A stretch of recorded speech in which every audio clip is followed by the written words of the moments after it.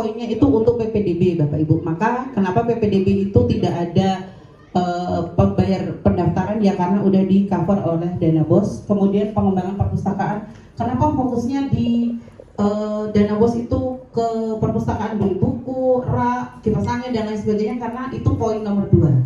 Nah, seperti itu kegiatannya. Nomor 3, pembelajaran dan ekskul. Kemudian nomor 4, asesmen dan evaluasi. Itu seperti ujian, ANBK dan lain sebagainya. Administrasi kegiatan sekolah, fotokopi dan lain sebagainya. Profesi guru dan tenaga kependidikan itu biasanya kita melalui workshop Bapak Ibu. Karena tahun ini kita sudah merencanakan kegiatan workshop. Nanti Ustadz boleh sampaikan. Kemudian ada langganan daya dan jasa, itu bayar listrik, air, wifi dan lain sebagainya. Sarana dan prasarana sekolah seperti pembenahan, misalkan ada kelas yang rusak, bocor dan lain sebagainya. Kemudian penyediaan alat multimedia pembelajaran, salah satunya seperti Infocus, kemudian laptop atau komputer atau printer. Kegiatan peningkatan kompetensi keahlian, kegiatan dalam mendukung keterserapan lulusan, itu misalkan melalui kegiatan penguatan, dan terakhir pembayaran honor. Tahun ini insya Allah kita keluarkan honor untuk cuci WC. Alhamdulillah kemarin pada saat kami mengadakan pertemuan ada iuran, itu juga tidak boleh. Jadi murni. Kemudian membayar bonus dan transportasi rutin untuk guru itu tidak boleh. Membiayai akomodasi untuk kegiatan yang diselenggarakan oleh, biasanya ini yang tidak boleh itu jika dia tidak dapat rekomendasi dari dinas pendidikan. Contoh, Bu, kita ada lomba marawis. Lomba marawisnya ini nggak ada rekomendasi. Nah, maka ini masih jauh-jauh hari diingetin panitia. Tolong konfirmasi ke dinas pendidikan supaya ada rekomendasi, supaya kita bisa mengeluarkan dana BOS. Pada saat kegiatan tersebut tidak ada rekomendasi dari dinas, kita tidak boleh mengeluarkan. Membangun gedung atau ruangan baru kecuali SD SMP yang belum memiliki prasarana. Misalkan nih, Bu, kita kurang WC, bikinlah di ujung labor sebelah sana, itu nggak boleh kalau tidak ada wujudnya terus kita bangun. Tapi kalau sebetulnya ada bangunan tapi rusak, diperbaiki boleh secara bertahap. Kemudian membeli lembar LKS atau bahan peralatan yang tidak mendukung. Contoh, Bu, daripada LKS siswa beli, kita belikan, itu juga tidak boleh. Kabar gembiranya kemarin informasi terbaru program Pak Lis, semua anak SD sama anak SMP akan mendapatkan LKS gratis. Tapi kapan dan waktunya juga kami nggak tahu. Terus fokusnya kalau tak salah itu SMP kelas 7-8 atau tidak semua lah, pokoknya sesuai dengan program beliau. Nomor 12 menanamkan saham. 13 membiayai kegiatan yang telah dibiayai dari sumber dana pemerintah atau sumber dana lain. Misalkan nih Bapak Ibu kami kirim untuk kegiatan pelatihan kantor bahasa. Biasanya di kantor bahasa itu udah dibayarkan transportasi. Terus saya keluarin lagi transportasi untuk kegiatan yang sama, itu juga tidak boleh, harus satu saja. Kemudian membiayai kegiatan dalam rangka mengikuti pelatihan sosialisasi terkait program BROS. Kemudian pokoknya ceritanya yang di luar sepengetahuan dinas pendidikan itu tidak diizinkan. Lanjut. Nah, ini yang sudah kita anggarkan Bapak Ibu. Di sini ada, kita terima 600 berapa Bu Fia? 60. Iya. 603 juta sekian ya, 3 juta pas kalau tak salah ya Bu Fia ya, sesuai dengan jumlah siswa. Bapak Ibu di situ udah ada kalimat poin. Belanja pegawai BOS itu 0 karena tidak dibayarkan pakai dana. Pertama itu separuh, tahap kedua nanti biasanya bulan Juni, Januari ini belum bisa dibelanjakan, maka nanti di awal Februari. Itu pun masih menunggu surat SK dari Pemko ya Pak Yono ya. Jadi apa yang bisa dibelanjakan biasanya cuma kayak listrik dan lain sebagainya. Jadi yang kemarin Bapak Ibu berangkat atau pergi yang transportasi belum dibayarkan, bersabar, nanti dibayarkan. Oke, yang kedua. Yang kedua terkata ya Ustadz. Oke. Bapak Ibu, tindak lanjut dari tadi Juknisbos, sekolah itu harus menyusun namanya RKT, Rencana Kerja Tahunan. Ini disusun berdasarkan sudah ada template dari Dinas Pendidikan dan ini disahkan juga oleh Dinas Pendidikan. Salah satunya ada pengesahannya tadi Ustaz? Bu Novi kalau tak salah. Nah, tuh, Bu Novi ya. Jadi kalau zaman dulu itu semua Pak Kadis, sekarang tidak, sekarang di kabitnya. Nah, sekarang seperti itu. Jadi RKT ini kita susun, dibimbing oleh pengawas, kemudian disesuaikan dengan rapat pendidikan dan sesuai dengan rekomendasi di rapat pendidikan. Oke. Nah, silakan Ustadz, ini jelaskan sedikit tentang RKT. Assalamualaikum warahmatullahi wabarakatuh. Yang terhormat Ibu Kepala Sekolah, Pak Wakil Kepala Sekolah, Bapak Ibu yang berbahagia, tanpa disebut satu persatu. Kalau sekarang ini kita sudah ada template itu sudah ada dari dinas, jadi kita mengikuti template-nya itu, karena itu permintaan dari dinas. Kemudian kita berdasarkan rapor pendidikan. Rapor pendidikannya itu ada namanya kemampuan literasi, kemampuan numerasi, karakter, iklim keamanan sekolah, iklim kebinekaan sekolah. Jadi rapor mutu inilah, rapor pendidikan inilah yang kita jadikan acuan sehingga kita dapat di sini Bapak Ibu mungkin ada analisis. Jadi kita harus analisis dulu rapor pendidikan kita seperti apa ini. Nampak Bapak Ibu ya? Kecil ya? Dia nggak nampak aja enak. Kemampuan literasi kita ini contohnya kita buat seperti ini. Capainya baik, nilai 82,2%, berarti sebagian besar peserta didik telah mencapai minimum literasi, tetapi terjadi penurunan sebanyak 9,08. Ini tabelnya nih kawan nih. Saya pimpin ini agak-agak. Nah, ini kalau numerasi kita ini sedang, maka warnanya itu kuning. Warnanya kuning itu nilainya 60%. Nah, jadi 60% peserta didik telah mencapai kompetisi minimum. Jadi mungkin garis besar aja Bapak Ibu ya. Artinya dasar kita melakukan itu adalah berdasarkan rapor, mulai dari ini kualitas. Dia PDF. Tinggal di kursor turunkan aja Ustaz. Bukan ke kanan kiri Ustaz.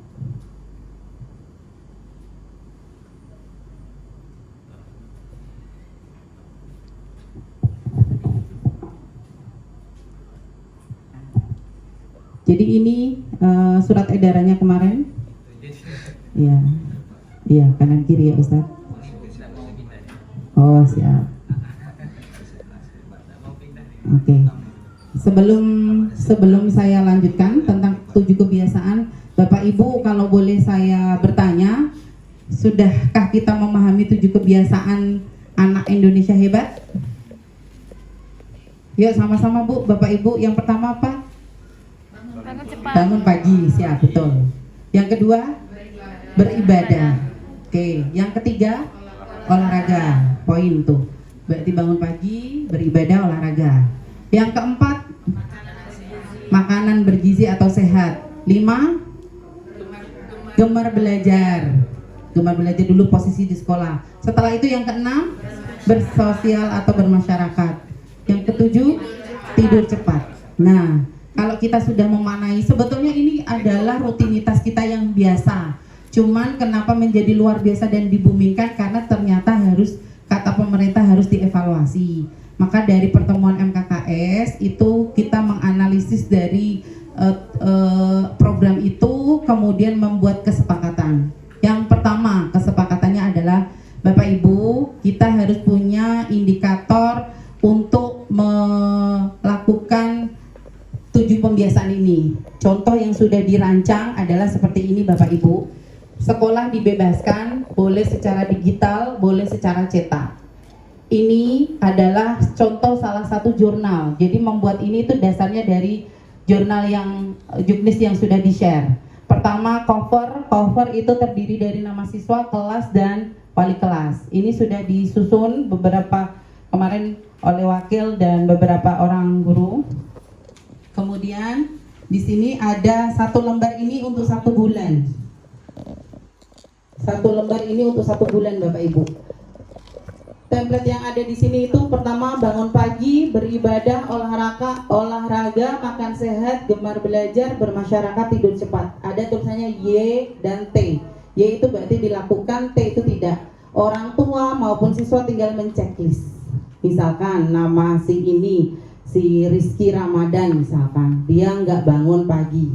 Bu, Pak, alah itu kan cuma ini, kita cuma mengikuti program pemerintah. Berjalan, alhamdulillah. Tidak berjalan, kita evaluasi yang mana sih miss-nya. Ada 2 tawaran, yaitu secara digital melalui Google Form atau secara hard copy. Melalui Google Form boleh, enak, gurunya tinggal merekap. Cuman susahnya pada saat anak itu tidak mengisi, orang tua tidak mengisi, tidak bisa kita pantau, sulit, harus buka laptop lah, ribet. Tapi kalau seperti ini insya Allah lebih mudah. Jadi ini sudah harus dilakukan di bulan Februari. Oke, ini kita serahkan ke wali kelas. Bagaimana menyepakati ke peserta didik di kelas masing-masing. Mau fotokopi masing-masing, mau dikelola sekretaris untuk digandakan, mau dijilid, mau dihektar, silahkan. Nanti dikasih modalnya seperti ini. Berarti kalau dia tinggal Februari, Maret, April, Mei, Juni. Anak hanya fotokopi 5 lembar. 5 lembar saja, karena 1 lembar ini 1 bulan. Beserta dengan cover. Ini yang perlu nanti kita sampaikan kepada peserta didik. Terima kasih Ustadz. Nah, itu yang pertama ya. Dah. Yang disampaikan lagi, nggak usah. Dan yang kedua itu adalah kegiatan olahraga. Olahraganya itu dilaksanakan seminggu 2 kali. Jadi kemarin alhamdulillah saya berterima kasih pada Pak Afri. Setiap pembelajaran olahraga itu Pak Afri sudah mengajarkan. Itu juga mempermudah kita di hari Kamis ya Pak Afri. Setidaknya anak-anak itu gampang hafal. Pada saat saya sharing itu di MKKS, ternyata banyak sekolah yang bilang, oh iya ya sebetulnya itu bisa dilakukan. Akhirnya dia mengambil itu sebagai salah satu referensi. Terima kasih Pak Afri. Berharap tidak dengan paksaan tapi dengan pembiasaan. Nah tadi setiap pembelajaran olahraga anak diajarkan untuk senam. Banyak perspektif dari berbagai macam sekolah. Ada yang bilang kayak kemarin, olahraga itu dari rumah Bu. Makanya di sini acuannya ada. Dia olahraga enggak? Kalau iya di checklist, kalau tidak ya sudah. Kemudian ada yang bilang, Bu itu bisa di pembelajaran dalam bentuk ice breaking juga boleh. Tapi yang diwajibkan seminggu itu 2 kali Bapak Ibu. Jadi kami coba merumuskan seminggu 2 kali itu kita coba laksanakan di hari Kamis seperti biasa Pak Afri, di pas jam olahraga senam itu tetap kita adakan, dan di hari Rabu separuhan dengan literasi Bapak Ibu. Jadi di hari Rabu jam 7.15 dari sentral kita kita dengarkan lagu Indonesia Anak Hebat ya Mas. Nanti guru-guru yang ngajar literasi di hari Rabu itu meminta salah satu siswa untuk menjadi contoh di depan, lakukan gerakan ini. Mungkin Bu banyak yang tak hafal atau lain sebagainya. Saya rasa kalau dibiasakan lama-lama bergerak aja lah. Itu seminggu hanya 1 kali di hari Rabu untuk jam literasi. Setelah gerakan itu lanjutkan dengan literasi belajar. Artinya tidak memotong jam belajar mengajar Bapak Ibu. Kemudian di hari Kamis, jadi kita laksanakan di hari Rabu separuhan sama literasi, dan hari Kamis pas jam senam. Jadi Bu posisinya gimana ya, kita di dalam kelas musiknya sentral itu. Kemudian ada surat edaran yang ini Ustadz, yang nyanyi Indonesia Raya Ustadz. Nah, coba dulu itu. Nah, di surat edaran ini ada juga poin tentang nomor 2, menyanyikan lagu Indonesia Raya sebagai bentuk cinta tanah air, menumbuhkan rasa kebangsaan dan mempererat persatuan antar peserta didik. Jadi ini berdasarkan dari kesepakatan, rundingan, memang semuanya dikembalikan ke sekolah, tapi yang perlu digarisbawahi, kegiatan menyanyikan lagu Indonesia Raya ini dilakukan setiap hari. Setiap hari. Jadi kapan Bu waktunya? Jadi kami coba sepakatkan di setiap hari jam 10. Jadi nanti akan diatur oleh Pak Sugi, setiap jam 10 itu dari sentral akan dihidupkan lagu Indonesia Raya. Kita semua yang ada di majelis guru, yang ada di kelas, yang ada di TU, posisinya berdiri untuk mendengarkan lagu Indonesia Raya. Setelah Indonesia Raya selesai, kita beraktivitas kembali. Nah, seperti itu. Kenapa Bu jam 10? Ya itu ada filosofinya. Kenapa Bu harus tiap hari? Memang ceritanya edarannya seperti itu. Jadi ceritanya kita ngikutin saja dulu. Nanti ganti peraturan, ganti pembiasaan, ya kita ikutin pembaharuan saja. Kemudian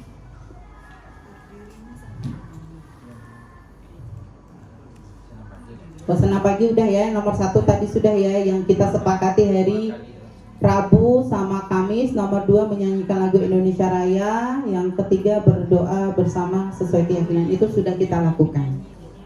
Nah, jadi kenapa ini perlu kita sampaikan? Bahkan nanti kita perlu runding sama orang kantin ya Mas ya, sehingga ini menjadi budaya yang memang dasar hukumnya dari sebuah peraturan. Seperti itu. Oke. Selanjutnya sebetulnya banyak Bapak Ibu yang kita sudah rancangkan, tapi kita bertahap, slow dulu, setahap dulu. Nanti kita akan bahas kembali. Nanti ada sesi diskusi ya Bapak Ibu ya. Jadi simpan dulu idenya. Ini kami sampaikan dulu. Sudah ya Ustadz ya? Oke. Kemudian satu hal lagi Bapak Ibu, disejalankan dengan kegiatan lingkungan kita, ada lomba kebersihan kelas. Bu, kenapa Bu lomba kebersihan kelas ini? Karena saya melihat jika kita mempunyai indikator yang tepat, insya Allah lingkungan kita menjadi bersih. Alhamdulillah tadi Bu Ria sudah membagikan ke beberapa orang guru lampiran untuk draft penilaian ya Bu Ria ya. Nah, boleh Bu Ria sampaikan Bu Ria sekilas untuk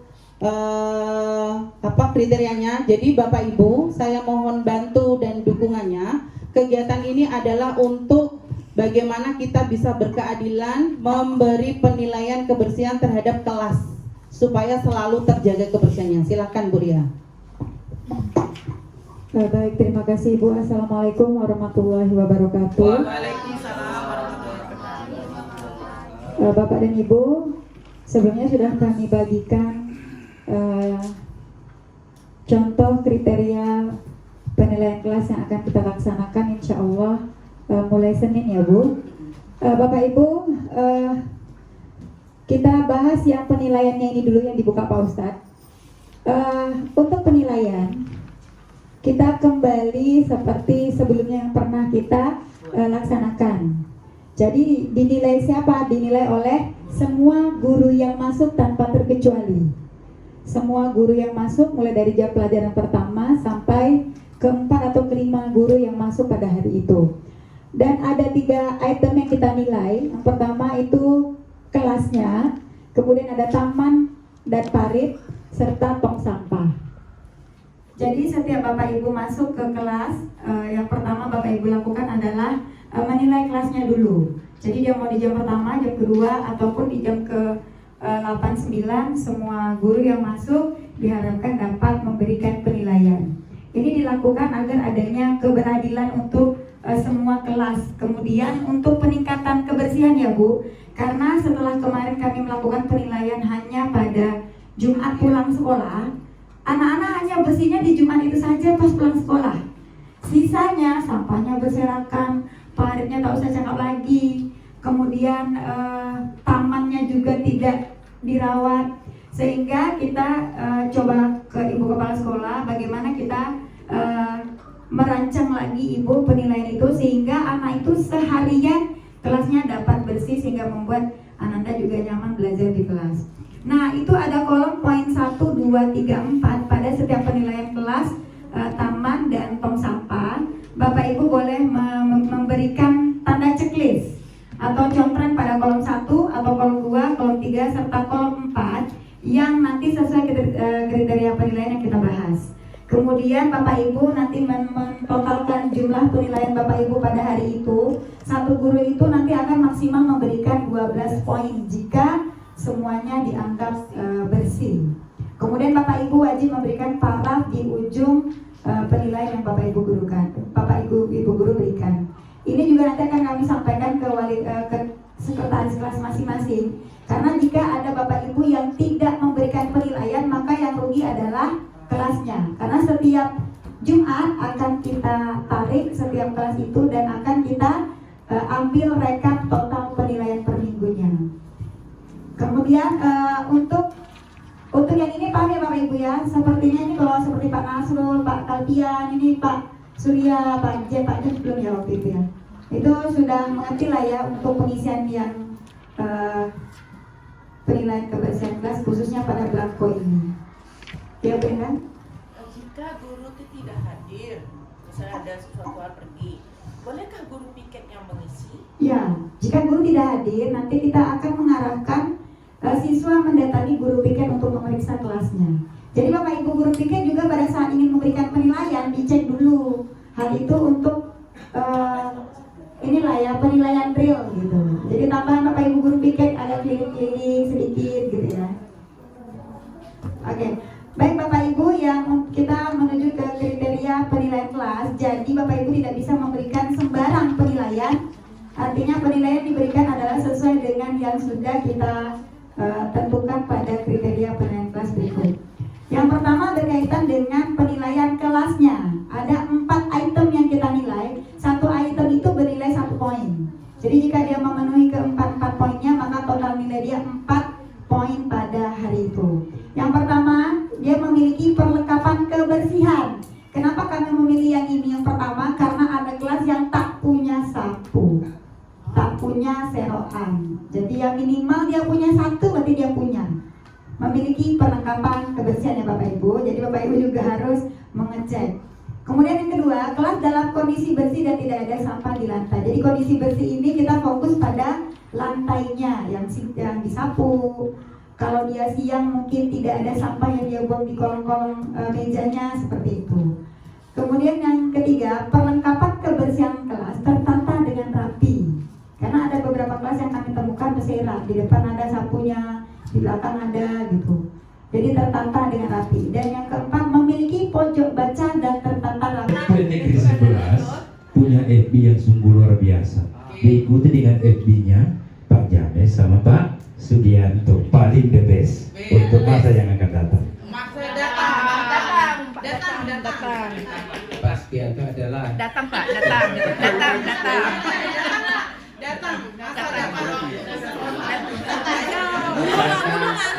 dari maju dan hebat.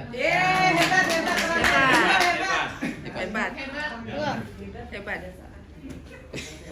Hebat itu tidak selalu dari tingkat IQ-nya, tapi hebat itu bisa dilihat dari banyak sisi.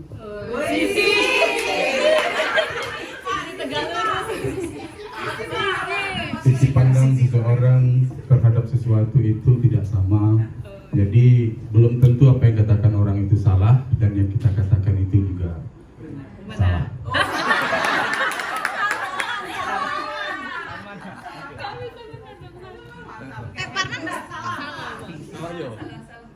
Salah itu adalah sesuatu perbuatan yang sebagaimana semestinya yang kita harapkan adalah penyimpangan dari perbuatan yang sebagaimana yang kita harapkan. Ya. Harapkan. ya? Harapkan. Harapkan tenang. Kita harapkan. Harapkan. Harapkan. Nggak bisa harapan ya?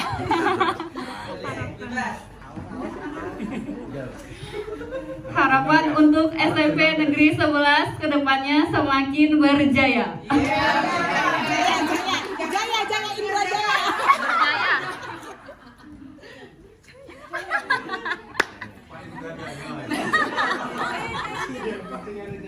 Jaya.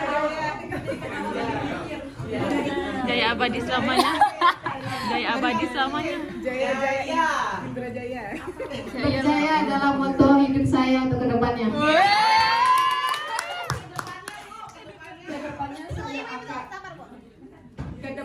Kedepannya saya akan berkomitmen untuk melaksanakan peraturan dan kebiasaan yang ada di SMP Negeri 11.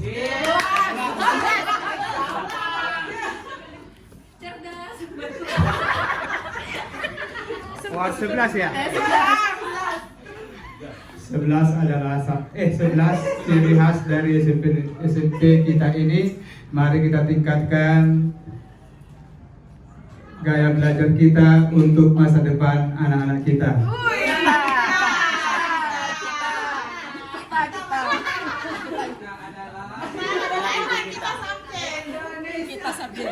Anak kita, ibu kita. Lagi konsentrasi. Kita merupakan salah satu judul lagu dari Sheila on 7.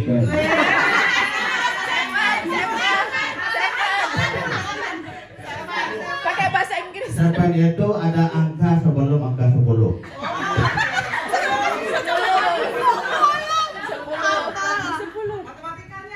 Keluarin kan matematika. Oke, kalau 10. Oh ya, 10 adalah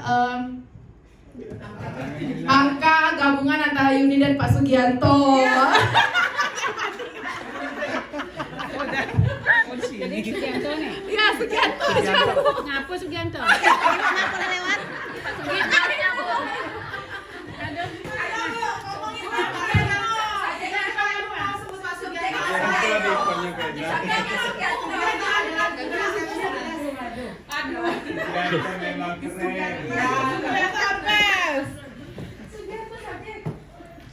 Sugianto adalah guru. Tak boleh ada tadi ya? Sugianto guru SMP 11 Yang menginspirasi. yang ganteng sekali.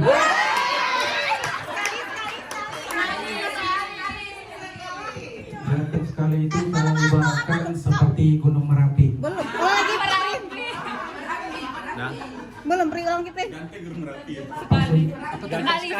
Ganteng sekali itu saya ibaratkan seperti Gunung Merapi. Merapi. Merapi itu ada di Padang.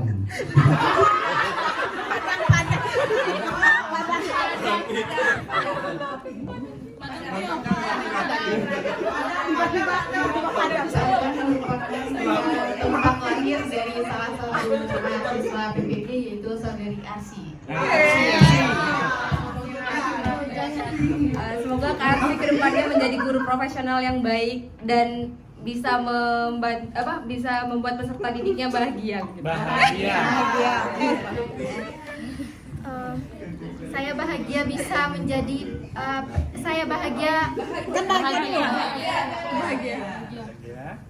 bahagia sekali. Bahagia adalah tujuan hidup saya. Saya sangat senang hari ini bisa berkumpul bersama guru-guru SMP 11. 11 merupakan angka yang menjadi 11 merupakan angka dari SMP 11 Tanjung Pinang yang merupakan sekolah yang hebat. Hebat adalah cita-cita saya. Saya lagi.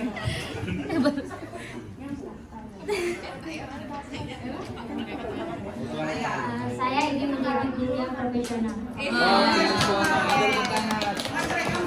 Ya, Profesional. Ayo profesional. Profesional ya, profesional. Oke, sudah. Iya. 1, 2, 3. Profesional adalah julukan untuk guru-guru hebat yang ada di sini semua. Semua guru-guru SMK 11 adalah guru-guru yang terhebat. Terus dapat nyambung senyambung-nyambungnya lah. Terima kasih. Iya, karena udah Merapi di Padang balik lagi saya hebat, balik lagi SMP 11 kan. Kalimatnya itu Bu Endang. Kalau jawab dari hasil ulangan siswa kan gitu ya. Kalau kita contohin paragraf pada hari libur saya pergi ke sini, itu akan sama ceritanya ya kan Bu Endang. Dimulainya dari itu. Baik, izin Bapak Ibu, hari ini saya minta waktunya untuk beri konsentrasi penuh. Apa sih yang akan kita bicarakan? Yang pertama itu Pak, saya akan menyampaikan tentang sosialisasi penyusunan ARKAS. Ada Ustadz yang kemarin Bu Delvia ini kan? ARKAS. Bapak Ibu kenal bahasa ARKAS? Pak Yono yang tahu apa Pak Yono? ARKAS. Oh iya, anggaran kegiatan sekolah. Jadi ceritanya ini karena di awal tahun anggaran kegiatan sekolah itu kita sumbernya cuma satu, yaitu dari dana BOS. Untuk sampai detik ini SK-nya memang belum cair, belum turun dalam artian SK bendahara ya. Jadi Pak Yono dan Bu Delvia masih berkolaborasi.